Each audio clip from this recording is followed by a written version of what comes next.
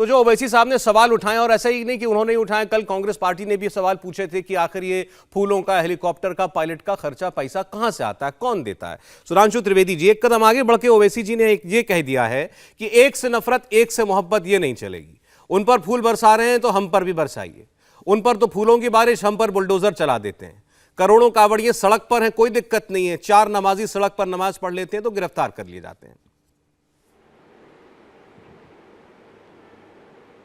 देखिए, ओवैसी साहब तो आदतन फितरतन शरारतन बोलते ही रहते हैं। तो मैं कहना चाहता हूं, अगर उनको अदावत और मोहब्बत कहनी है तो पहले कहें एक की कुदरत, एक की फितरत देखिए। भाई, अगर एक तरफ आपको लग रहा है कि हेलीकॉप्टर चल रहा, फूल बरसाने पड़ रहे हैं, तो दूसरी तरफ ड्रोन चलते थे। ड्रोन चलते थे ये देखने के लिए कि किस किस के घर पे पत्थर रखे हुए हैं, पत्थर कहां से चलने वाले हैं। उस दिन कहना चाहिए था ओवैसी जी को कि मेरा सर शब्द से झुक गया जिस दिन हमारे धार्मिक जुलूसों के ऊपर ड्रोन चलने की नौबत आई। और यह नौबत आज से नहीं आई है, हम तो बहुत जमाने से सुनते आ रहे हैं। जब मुहर्रम का जुलूस निकलता था तो शहर में कर्फ्यू लगना एक आम बात होती थी। और इतना ही नहीं, इसमें सिर्फ हिंदू मुस्लिम की बात नहीं है। सौरभ जी, मैं तो लखनऊ का रहने वाला हूं, मैंने बचपन में हिंदू मुस्लिम दंगे नहीं सुने थे, शिया सुन्नी दंगे सुने थे। यानी पुलिस इस बात पे लगी रहती थी कि शिया सुन्नी में आपस में झगड़ा ना हो जाए, और इसके लिए पुलिस लगी रहती थी मदे साहब के जुलूस और उसमें। तो हकीकत तो यह है कि इनको यह कहना चाहिए कि एक ऐसा वातावरण बने कि सब तरफ फूल बरसाने की नौबत आए, ना पत्थर बरसाने की नौबत आए, ना हेलीकॉप्टर की बजाय ड्रोन चलाने की नौबत आए कि कहां से पत्थर चलने वाले हैं। दूसरा, सरकारी खर्चे का उन्होंने बड़ा वाजिब सवाल उठाया, तो मैं ओवैसी जी से 3-4 पूछना चाहता हूं। जनाब, सरकारी खर्चे पर लकलकाता दमदमाता हुआ सैकड़ों करोड़ का हज हाउस बनता था। सरकारी खर्चे पे हज सब्सिडी दी जाती थी। कितनी बड़ी दुख की बात थी कि अपने पैसे से, मजहबी अकीदा ये कहता है, धार्मिक आस्था कहती है अपने पैसे सब्सिडी होनी चाहिए थी। यहां सरकारी पैसे से हज यात्रा, और वो भी टेक्निकली देखा जाए तो इस्लाम की मान्यता के अनुसार काफिरों के पैसे से हज यात्रा। और तो और ये बताइए, जिस समय रोजा अफ्तार की दावत होती थी सरकारी पैसे पे, बाकायदा मुख्यमंत्री आवास और गवर्नर हाउस में सबको खाना खिलाया जाता था। सौरभ जी बताइए, योगी जी के आने से पहले क्या किसी ने कभी देखा था कि नवरात्र में कन्या पूजन होता था किसी मुख्यमंत्री आवास में?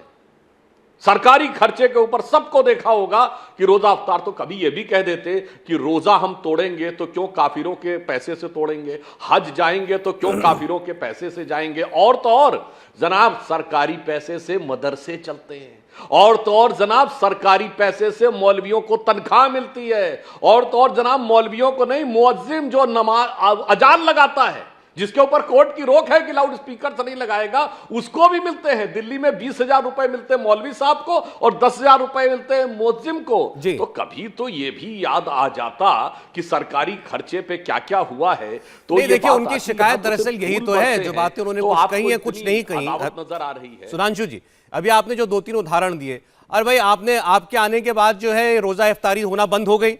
अब कोई मंत्री, कोई मुख्यमंत्री आपका ये काम नहीं करता, सेंटर में भी नहीं करता, स्टेट में भी नहीं करता। हज हाउस बनने बंद हो रहे हैं। तीसरी बात, जो सब्सिडी थी हज की, वो आपने समाप्त कर दी है। दूसरी ओर उनका कहना है कि भाई कावड़ियों पर फूल बरसाना हो या अलग अलग धार्मिक आयोजन होते हैं, जब काशी विश्वनाथ कॉरिडोर का, ये उन्होंने नहीं कहा है, लेकिन बाकी लोग कहते हैं काशी विश्वनाथ कॉरिडोर का आपने विशाल स्वरूप इतना दिया है। अयोध्या में अब आप वैश्विक स्तर पर दिवाली बनाते हैं, दुनिया भर से उसमें लोग आते हैं, तो ये सब सरकारी पैसे से तो हो रहा है। तो मुसलमानों का तो सारा धर्म काज बंद कर दिया और हिंदुओं का सबका चालू है सरकारी खर्चे पर। अच्छा, वो उसका भी मैं जवाब देता हूं। देखिए, उन्होंने जो यह बात कही कि यहां पर सब सरकारी खर्चे पे हो रहा है, और वहां पर देखिए कोई भी आयोजन निकलता है तो सरकार खर्चा करती। जैसे मैंने कहा, मुहर्रम के जुलूस पे अगर पुलिस सिक्योरिटी की व्यवस्था करती थी, ट्रैफिक रोका जाता था, वो भी सब सरकारी होता था, कोई बात नहीं। आपको यह लग रहा है धार्मिक है ना, तो मैं पूछना चाहता हूं, कांवड़ यात्रा तो भगवान शंकर के लिए होती है। यह बताइए, यूरोप की सन लेबोरेटरी है जहां सबसे बड़ी आज तक 21वीं सदी की खोज हुई है, अभी तक की सबसे बड़ी, वो है गॉड पार्टिकल, जिसको हिग्स बोसॉन कहते हैं। वो सन लेबोरेटरी की लॉबी में डांसिंग करते हुए नटराज की मूर्ति है। तो ये क्या केवल धार्मिक मामला है? और उसके नीचे ऑस्ट्रियन साइंटिस्ट फिट्जे कैपरा ने लिखा हुआ है कि भगवान शंकर का जो नृत्य है वो आज जो साइंस ने कहा है परपीचुअल creation and destruction of universe उसका प्रतीक है। बता दे कभी कोई अगर मजहबी मामला है तो कभी उनके धर्म और मजहब के रिलेटेड कोई चीज किसी साइंटिस्ट साइंटिफिक लेबोरेटरी में रखी हुई हो तो बता दें। अब ये बताइए, आप मंगोलिया में जाइए तो बड़े बड़े मकबरों के ऊपर त्रिशूल बने हुए हैं, तो सिर्फ वो मामला है। जापान में एक देवता है दाइकोटिन जो बिल्कुल भैरव के प्रतीक माने जाते हैं, एस्टैब्लिश है। तो भगवान शंकर तो पूरे विश्व में एक अलग प्रकार की स्थिति के प्रतीक हैं जी, और वो अलग प्रकार के ज्ञान के प्रतीक भी हैं। हिंदू के साथ साथ गैर हिंदू भी मानते हैं उनको। पर यहां समस्या यह है कि जो भारत की महान संस्कृति जिसको देश देशांतर तक, धर्म धर्मांतर तक माना जाता है, उसको सांप्रदायिक कह कहकर चिढ़ाने का, लांछित करने का, अपमानित करने का कार्य वो लोग करते हैं जिनकी पार्टी का नाम है मजलिसे इत्तिहादुल मुसलमीन, यानी मोहतरमे मजलिस मुहाफिजे इत्तिहादुल मुसलमीन आकर ये हमको समझाते हैं कि सेकुलरिज्म क्या है और सर्वपंथ संभाव क्या है। इंडिया टीवी हर वक्त हर जगह डाउनलोड करने के लिए सर्च करें India TV news Google play store या ऐप स्टोर पर।